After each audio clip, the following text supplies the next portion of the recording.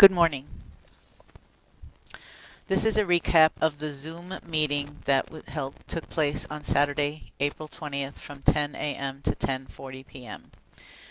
Unfortunately, I was having some difficulty in signing on as the host, and so I could only sign on as a student, and it did not allow me to record the Zoom meeting. So I am preparing this video to go over everything that we did in the Zoom meeting to help you guys through this crazy week for your analytical research papers.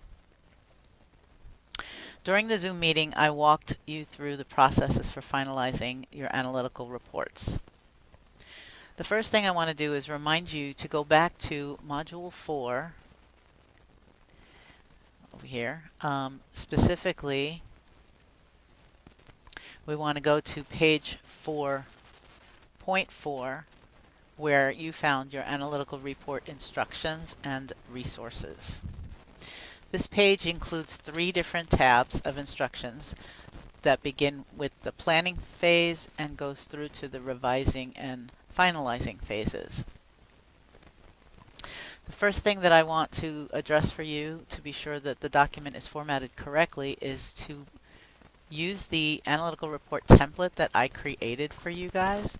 It's already formatted in MLA style. It includes all of the headings. The headings are also set up so that it helps you to generate your table of contents, and it's set up in the proper font size and type. So as you can see here, the title fly page is the first page that your report should include. The title fly page, the font is larger. It's centered horizontally on the page, and it's the only thing. It's the only thing that is on that page is just the title. Speaking of the title, you'll want to go back to your graded assignment in Module 6, page 6.3, Developing a Report Title. Review any and all comments and/or suggestions for improvement that I made for you on that assignment, and be sure to incorporate them into the related sections of the report, specifically the title that you came up with. I made some suggestions if the titles were too long or didn't quite meet the requirements. Okay, again, going back to the template, as you can see, the next page is the title page, and it too is set up the way it's supposed to look, so that the title is repeated up at the top margin. The date should be down at the bottom margin. Your date is going to show April 28th, 2019. The title page should include the prepared for section that you see here and the prepared by section that you see here. Okay. Notice this is also centered vertically on the page. To do that, make sure that there's the same amount of spaces in between each of these sections, and that will help you to ensure that it's centered vertically on the page. The table of contents, I'm still working with the template right now, but the table of contents is automatically generated. When you click on one of those words and you see this, it's automatically generating. So when you go into your actual report, be sure to make your changes on the appropriate title, okay? I'm going to show you a little trick here in Microsoft Word. If you click on that paragraph mark, you will make sure to only highlight the words that you need for the heading. Don't click on the paragraph mark, okay? And then you will start your typing at this paragraph mark over here. This way you won't have any problems with centering. It's also, as you can see here, it also indents appropriately. It's spaced appropriately, double spaced, and so on and so forth. The introduction section includes all of the topics, subheadings that you're going to write to in your report. Also notice that some of these headings are in all caps and some are not, okay? There are several levels to a professional report, and that includes the first level, which tells the reader that you're going into a main section of the report. Those main section headings need to be all caps and centered horizontally. So that's the first level. The next level starts with the only title caps, okay? So only the important words here use the capital letters. That tells us what the first section is going to be written about. It's the problem and the need, or the background. And that can include both the problem, the background of the topic itself, and or the business for which you are writing the report. The purpose of the report. Does that sound familiar? It should. We also did an assignment on that. Go back to that assignment and look at the suggestions that I made for you as far as the purpose of the report, because a lot of the information that's going to be included in here is going to come from that. The scope of the study. There's going to be some limitations on your scope. For example, you only have a certain time frame in which to prepare this report and to do the research. So time is a limit, as opposed to what else you did look at, okay, for your research. Sources and methods are just that. The sources, the types of sources that you used, it's plain and simple. It's going to be primary and secondary sources. What methods did you use for your primary source, either a survey or an interview or observation? Those are the things that goes into that little heading. So you're previewing the report for me, what I expect to be able to read once you get to the results. The results of the study, which is the next heading, first level heading, includes, remember when you did that assignment for the outline, you came up with some factors that you were going to be researching. That's what goes in here. Okay, take away the brackets and just type in here what those sub-factors are that you researched in each of these. If you need a third one, obviously you're going to have to, or a fourth one, you're going to have to create it your own. 2 to 3 should be enough for this report. Again, that's the main section of the report, the results of the study. Now this is where your actual research is all written. This is the comparing and the contrasting of the data that you gathered from your secondary and primary sources. The next major section is going to be your conclusions. Okay, that is a review basically of the pertinent information from the results section of the study. And then your recommendation. Every report should have a recommendation that's based on the conclusions, either to do something or not to do something, and why. All right, the template is there for you. It's prepared for you. Again, everything is helps you to prepare it. If you haven't already used it, you might want to copy and paste. Now, the next thing I want to do is I want to take you to the sample report that I sent out to you guys, one of my former students. Okay, the first I sent to you the marked up version so that you could see what some of the things are that I'm looking for. As you can see here, it's all about sentence structure and appropriate grammar. This paper received, I believe this was 198 out of 200 points. So that tells you right there that I do not really take a whole lot of points off for any of the writing mechanics or grammar, all right? Because the important part of this message, of this report, is the content.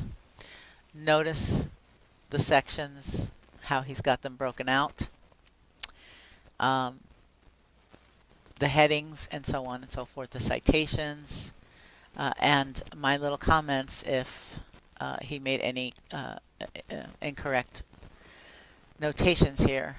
For instance, the 4 to 6, remember bonus chapter B, all about the rule of 9 for typing out numbers that are 9 or less, and then using the double or triple or whatever digits, the actual digits as you get higher, over 10 and above. So those are just some of the common errors that I see where writing mechanics is concerned. I want you to notice the survey graph here. Okay, so this was the student's primary source. He gathered information on through survey of multiple students, and this was the generation of the results of that survey. As opposed to writing it out word for word, he created a graph to answer the questions, and you'll see the questions that are in the appendix. Okay, so that is the marked up version. Here's the appendix that shows the data that he used to generate this graph. Okay, now let's take a look at that same report after it has been all of the changes and corrections have been accepted. I want you to notice how nice and clean this is. Okay, take a look at the executive summary. Notice that the executive summary is limited to 1 page here. It should be 1/8 of the report, and it only includes a summary of the important information, not word for word. You'll notice that this student also gave me a little bit of help by directing me to what section of the report he was giving me a summary about. I like this. I like this setup.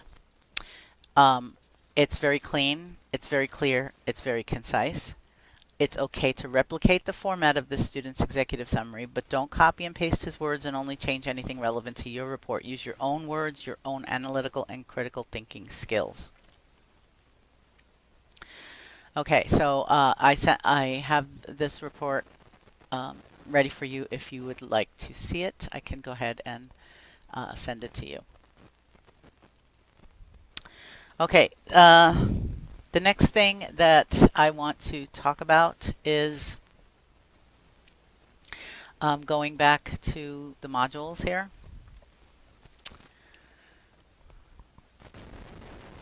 I want you to look at the graph again, okay? And I want to refer you back to chapter 3 regarding the size of any graphics that you use, any visuals that you use. Notice the size, okay? So if your graphic has to be bigger than half the page, so from here to about here, okay? If it takes up more space than that, you need to move it into the appendix area of your report. You don't want to take up all the space on your report, because really the writing, the double-spaced 10 pages from the introduction to the recommendations is the content that I need to see, and that is the content that is required by the Department of Education in order to basically say that you met the requirements for this Business Communications Majors Transfer class. Okay. The next thing I want to refer you to is something else that I've given you for some help. Okay, so in Module 10, you'll see here I attached a link, a page titled Analytical Research Report, How to Generate the Table of Contents and Works Cited Pages. These are YouTube videos that I've made available for you. The videos include step-by-step instructions on how to generate. Again, if you use the template, it's going to be a whole lot easier for you. Make sure that you take a look at these videos. I find them by searching YouTube for how to do these things in Microsoft Word. You might want to do the same thing for if you use Mac Pages or Google Docs. There's plenty of videos out there. In fact, a couple of these links have tutorial videos by various instructors that may include Google Docs and or Mac Pages. If they don't, you can do the searching for it yourself.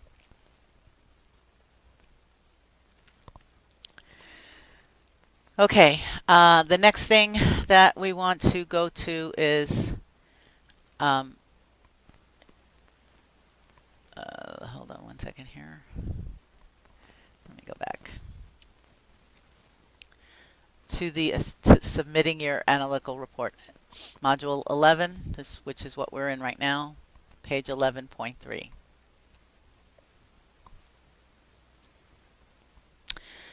Before, I'm going to repeat this, before you submit your report, I suggest that you have someone else read it word for word, have them read it out loud to themselves and or to you to catch any mistakes.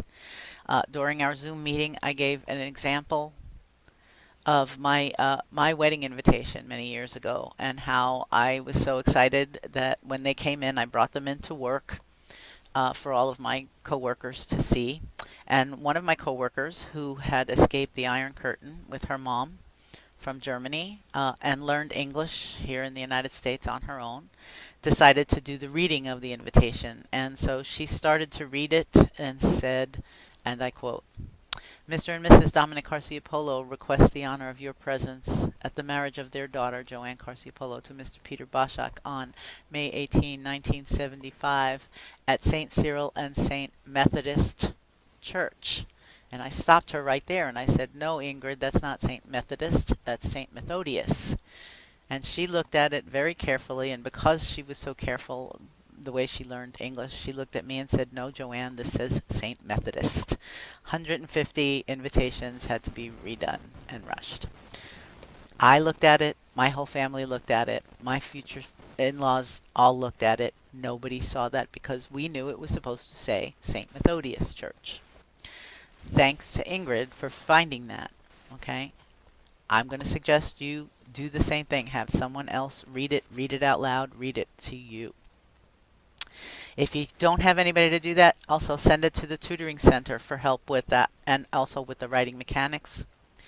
And most of all, use this grading rubric. Use it as a checklist, okay?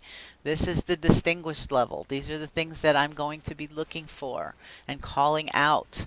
These are the things that you should have learned by now by reading Chapter 8 and bonus Chapter D and so on and so forth. I hope I've answered all of the questions. I will be posting this, the transcript of this video, so I hope that will help you as well. There is one important issue that I would like for you to remember, please. I've been teaching this course for almost 15 years. I can easily spot a document that was not written by you, and I use software that generates a report when a document includes direct quotation from other sources. So if it's not appropriately cited, or if there are no quotation marks surrounding the quote, it constitutes plagiarism. I want to warn you against taking the easy way out in this, as well as your writing assignments and assessments for chapters 5, 6, 7, and 11. I know life can get difficult, and it can be all too easy to search the internet for sample solutions. However, I am very aware of what's out there, including my own sample solutions, and those from any and all textbooks that are used for this course. Please review the syllabus contract regarding academic integrity. Plagiarism specifically is using someone else's work as your own, either in its entirety or in part without giving credit to the original writer. Then review the Student Services Disciplinary Handbook regarding the outcome for getting caught plagiarizing. It is within my right to fail a student on each assignment that is plagiarized. I prefer not to do that.